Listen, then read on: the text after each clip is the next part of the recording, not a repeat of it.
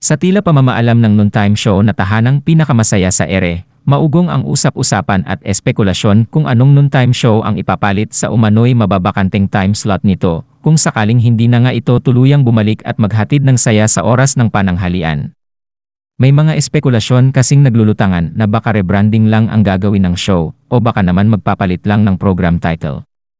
Aabot na nga raw sa 800 million ang utang ng production company ng mga halos host sa Kapuso Network na pagmamay-ari naman ni Attorney Felipe Gozon. At batay sa mga hula-hula ng mga netizen, pwede raw ipalit sa may iwang time slot ang It's Showtime ng ABS-CBN na umire ngayon sa JTV o kaya ang Tick to Clock nina Kuya Kim Atienza, Pokwang at Rabia Mateo. Wala pang kumpirmasyon sa mga espekulasyong ito kaya abang-abang na lang ang mga netizens. Maglalabas naman daw ng joint statement ang TAPE at GMA Network kaugnay sa issue. Samantala, marami ngayon ang nagtatanong sa naging reaksyon nila Tito Vic and Joey sa pamamaalam sa ere ng tahanang pinakamasaya na matindi nilang nakabangga hindi lamang sa programa kundi maging sa aspetong legal. Narito ang komento ni Christy Permin. Ano bang inaabangan nila ngayon kung ano ang reaksyon ng Tito Vic and Joey at ng production po ng Itbulaga tungkol sa pagkawala nitong tahanang pinakamasaya. Alam niyo po, dito po natin masusukat ang mga tao na marunong magmahal, mapagkumbaba, mapagmalasakit, at iba pang mga katangian na hindi natin inaasahan kapag dumarating yung mga ganitong pagkakataon. Ang dami-dami nagtatanong ngayon, ano ang masasabi ngayon ng Tito Vic and Joey na wala na ang kampo, ang programa nang nang-agaw sa kanila ng titulo. Alam mo, isa lang ang sinabi ni Tito Sen, I'd rather not comment. I'd rather not, sabi niya. Hindi naman kasi ako katulad nila. Totoo naman yon, napakatotoo, mula sa puso po yan.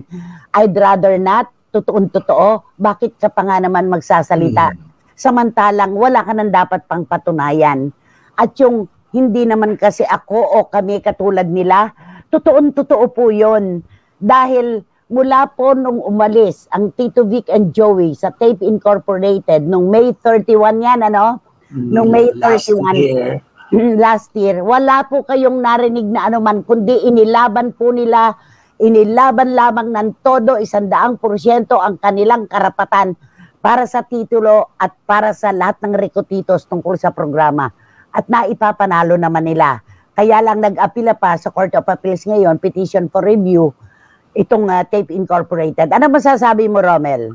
Naku, makakaasa po tayo na talagang itinigil na, wala ka nang marinig mula sa grupo ng TVJ na kung mga pasarang, mga basaring kasi hindi naman sila na personal kundi ang ipinaglaban lang nila ay yung pangalan at mga na para sa kanila karapatan. Walang personal kaya wala siyang dapat sabihin kaya expected na natin yon, alam na natin ang sasabihin ni Tito Sen. Talagang napakagandang example para sa mga tao. Noong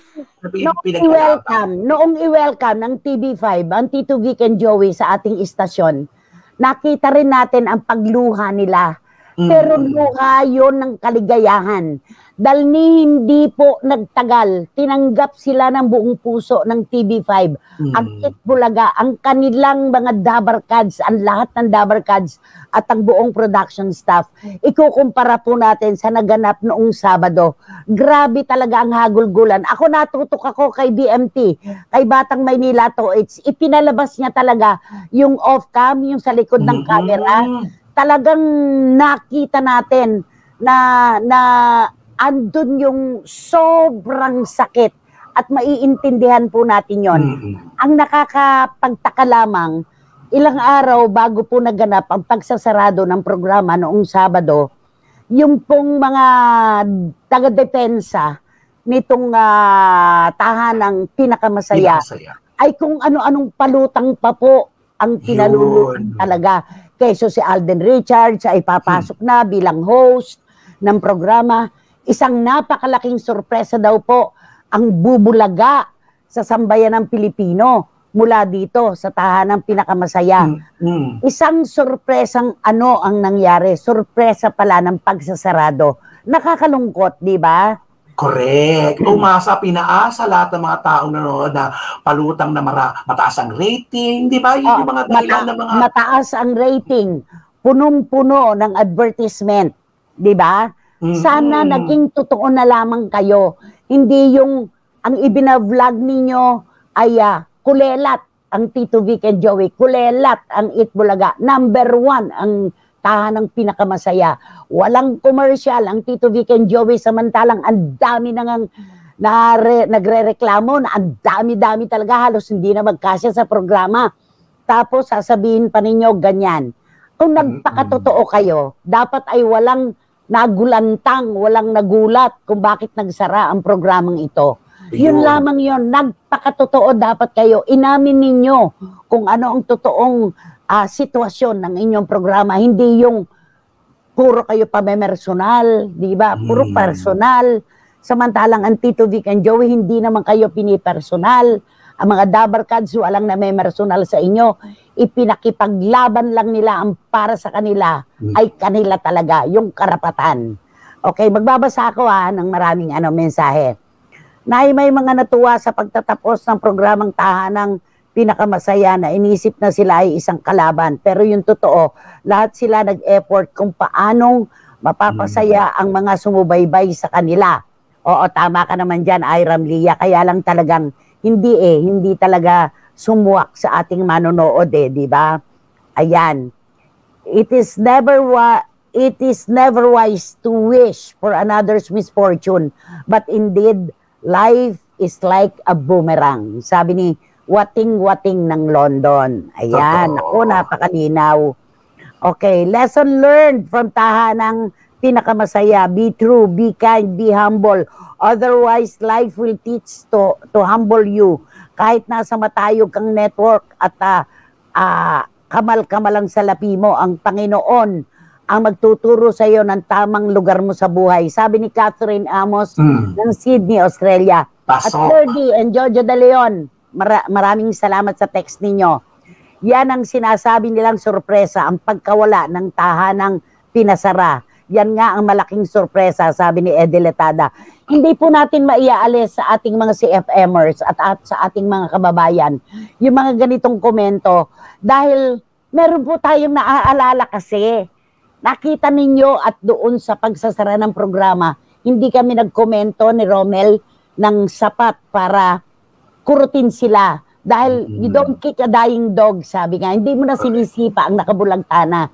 Pero ito pong mga nagte-text sa atin, may naaalala po kasi kung paano naniyurakan ng husto ang Tito Vic and Joey nung umalis sa Tape Incorporated.